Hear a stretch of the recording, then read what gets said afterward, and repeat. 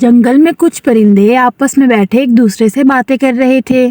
وہ سب ایک دوسرے کا کافی خیال رکھتے تھے اور ایک ساتھ خوشی خوشی رہتے تھے کہ اتنے میں کبوتر نے کہا، میرے دوستو، جیسے کہ آپ کو پتا ہے کہ کچھ ہی دنوں میں تیز سردی شروع ہو جائے گی اور ہم نازک ہیں، اس لیے ہمیں زیادہ سردی لگے گی۔ ہمیں اس کے لیے کوئی نہ کوئی انتظام کرنا چاہیے۔ پہاڑی پر کافی ساری روئی ہے۔ ہم ایسا کرتے ہیں کہ وہ روئی لے آتے ہیں اور لا کر اپنے پاس رکھ لیتے ہیں۔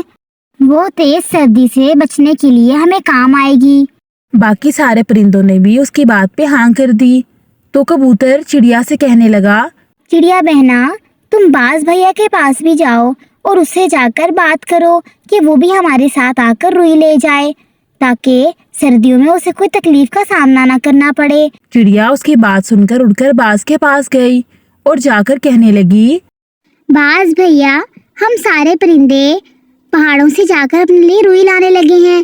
آپ کو تو پتا ہے کہ سردیاں شروع ہو رہی ہیں اور سردیوں میں ہمیں کوئی تکلیف نہ ہو، اس لیے آپ چاہیں تو آپ بھی ہمارے ساتھ آ سکتے ہیں تاکہ آپ کو سردی میں کوئی مسئلہ نہ ہو۔ وہ باز بہت اکھڑ مزاج تھا۔ وہ اس کی بات سن کر کہنے لگا، مجھے کون سی سردی لگے گی؟ میں تم لوگوں کی طرح کمزور تھوڑی نہ ہوں۔ میں تو ایک طاقتور پرندہ ہوں۔ میں پہاڑوں پر رہتا ہوں اور بلندی پر اڑتا ہوں۔ تم لوگوں کی طرح نہیں ہوں کہ تم لوگ ذرا سی سردی پر ایسے کرتے ہو جیسے ابھی مر جاؤ گے۔ مجھے نہیں لانی کوئی روئی، خود جا کر لے آؤ۔ چڑیا کو اس کی بات سن کر بہت برا لگا کہ اگر باز بھیا نے میرے ساتھ نہیں جانا تھا تو وہ صاف بتا دیتے۔ اس طرح سے میری بےزتی کی اور باقی پرندوں کی بھی۔ اس نے باقی پرندوں سے جا کر کہا کہ باز بھیا آنے کو نہیں مان رہے، بلکہ انہوں نے کافی بےزتی کی ہے ہماری۔ تو پرندوں کو بھی برا لگا اور پھر وہ سارے اڑ کر اپنے لیے روئی لینے چلے گئے۔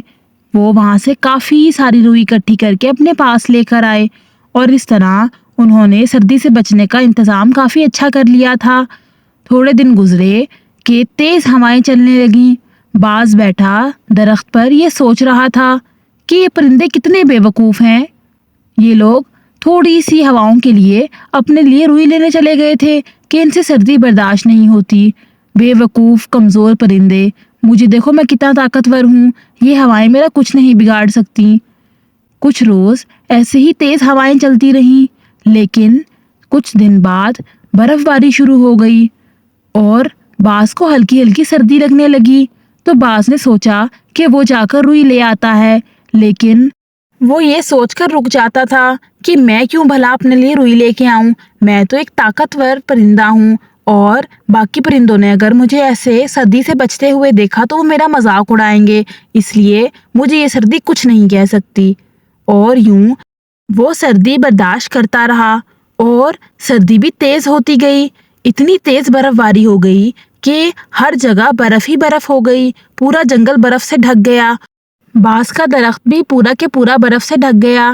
اس لیے اب باز اپنے لیے روئی نہیں لا سکتا تھا کیونکہ جنگل میں برف بہت تھی، اس سے اڑا نہیں جا رہا تھا سردی کی وجہ سے، اور اسی طرح وہ اتنی شدید سردی برداشت نہ کر سکا اور مر گیا۔ اس کا گھمنڈ اس کے کسی کام نہیں آیا۔ اگر آپ کو یہ ویڈیو پسند آئی ہے تو اس ویڈیو کو لائک اور چینل کو سبسکرائب کیجئے اور بیل کے آئیکن کو پریس کر دیجئے تاکہ روز آپ کو اس طرح کی مزیدار سی سٹوریز دیکھنے کو ملتی رہے۔